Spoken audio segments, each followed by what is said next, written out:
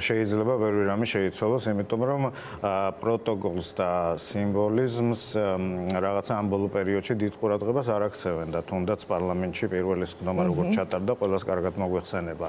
აგერ პრეზიდენტის ინაუგურაციაზე რაც მოხდება, უკვე ვიცით, რომ ასეთი ჩვენი პარტნიორი და ალბათ საერთოდ დიპლომატიური კორპუსის არც ერთი წარმომადგენელი, ბრალებში არ იქნება დაპატიჟებული იქ და შესაბამისად, ყველაფერი მოსალოდნელი არის, შეიძლება პროტოკოლით შეიცვალოს, შეიძლება შეერაღებული ძალებიც ამოვარდეს ამ კომპონენტიდან და ასე შემდეგ და ასე შემდეგ და რა ვიცი, აგერ არის 29 და ვნახავთ რა ყველაფერს, მაგრამ მე კიდე ერთი ესეთი კითხვა მინდა დავსვა ამ ხალხთან, რომელმაც მართლა აი უტიფრობის უმაღლესი რაღაცა მწვერვალებს მიაღწიეს რა.